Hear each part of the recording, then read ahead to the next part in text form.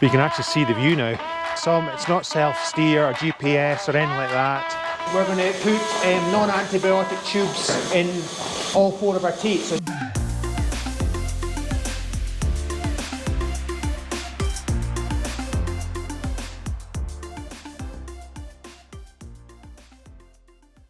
Welcome back to Invercamey Weekly, episode 9.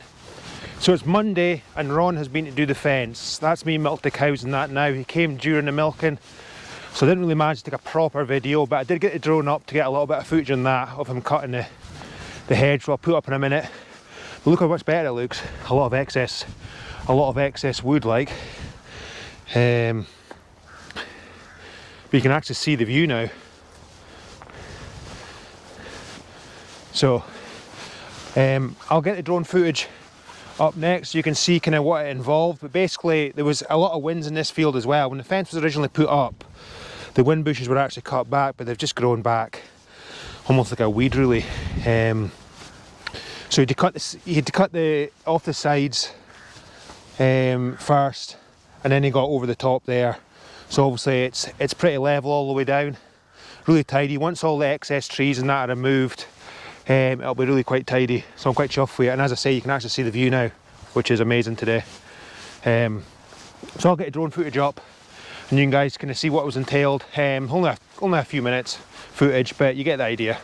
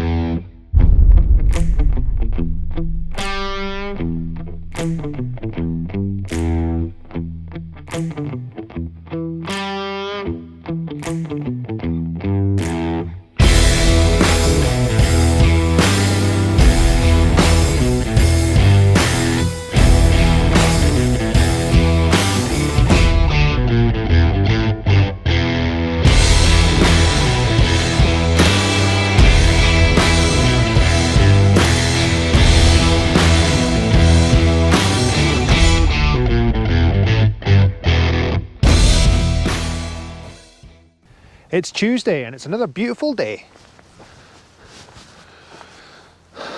It's either amazing days or terrible days, like it's one or the other just now. So this is a field that I showed maybe about a month ago or so. We were slurrying, so it's now finished slurrying and Andrew's been ploughing it. So he's almost finished ploughing it now. He's just got maybe 3 or 4 rounds to do and then he'll be finished. So just thought I'd come across and show you. So obviously the slurry is put on top of the ground to feed the ground, and then we plough it into the ground. So it gives the barley, once the barley is sown, it gives it a good head start, as opposed to being fully reliant on fertiliser, which is really expensive. So as I said in a previous video, we're quite lucky that we've got a lot of muck from the dairy cows, so we can fertilise the ground with that. And give it a good head start as opposed to having to buy a lot more fertiliser. So I'll put the drone up and ironically, I've not got much battery left after filming Ron cutting the hedge yesterday.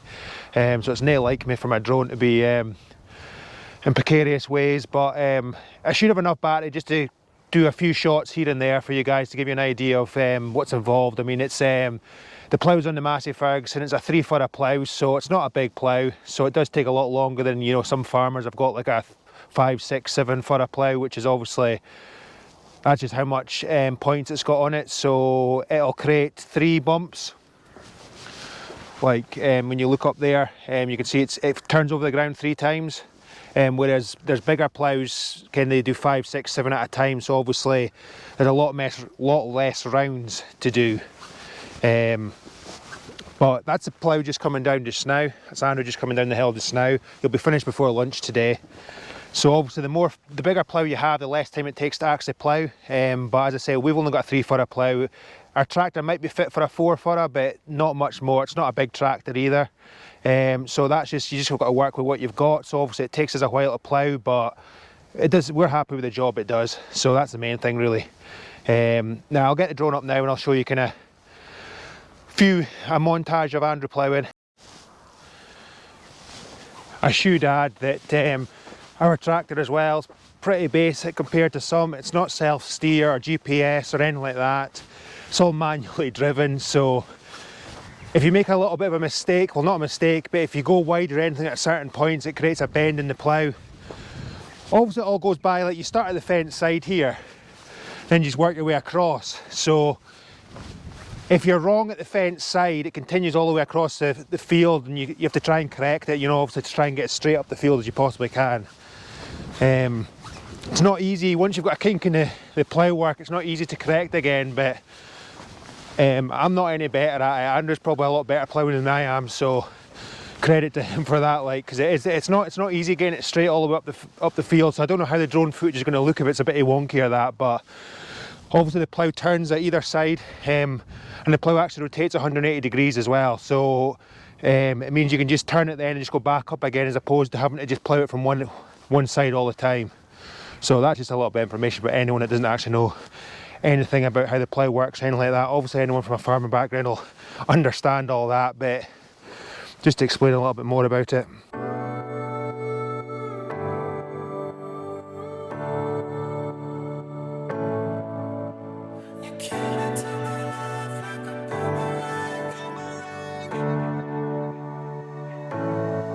You got me wondering if the rush is worth the waiting, as I'm counting every hour that it's taking.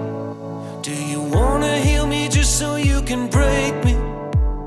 Maybe I don't even wanna know. You came into my life like a boomerang, held you for a while, now you're gone again. I love you even more every time you land, so I forget the way it feels after you're gone. The first time that I held you for a second, you cut me just enough to feel the edges, but I still feel like we could make it if you let us, and I don't wanna let you hit the ground.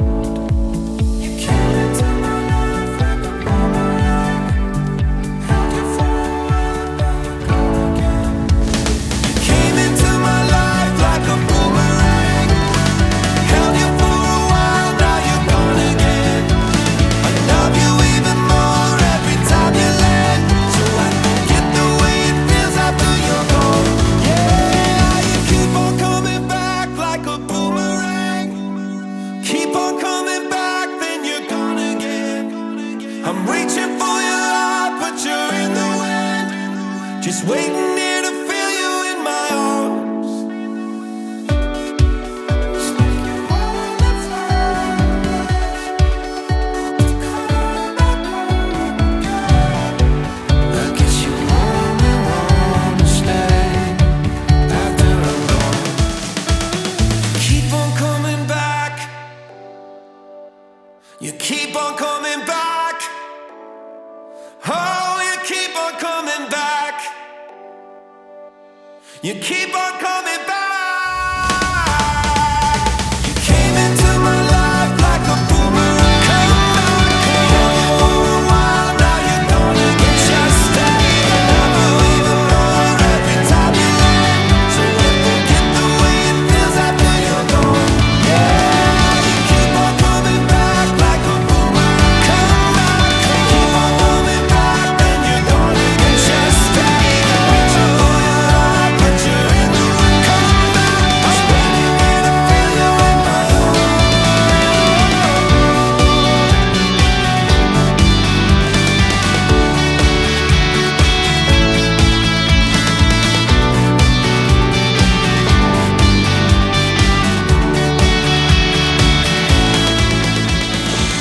Welcome back. Today it's Friday and we're back in the dairy. So one of our cows is to dry off. She's starting to produce less milk and she's due to calve in just over 2 months' time. So to give her a little bit of a break, or a holiday should I say, we're going to put non-antibiotic tubes in all 4 of our teats. So it's just a sealant effectively, which means that there'll be no bacteria or dirt that'll get up into the tits to infect them. So before we do that, we're going to actually sterilise the tits with sterilised wipes. So we'll go and do that first. As you can see, I'm just sterilising the tits with the sterilising wipes. So obviously the tits have already been cleaned when she was milked, and that's me just sterilising now to make sure there's no bugs on the tits at the present.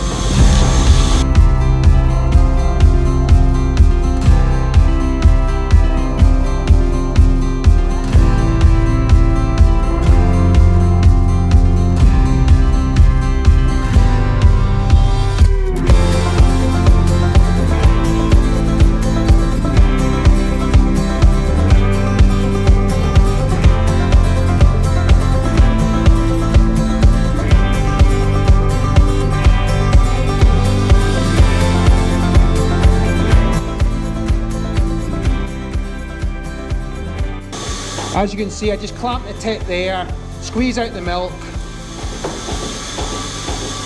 and then put the sealant up into there. So the sealant's all at the bottom of the tit. So that'll seal the hole there for any to get into it.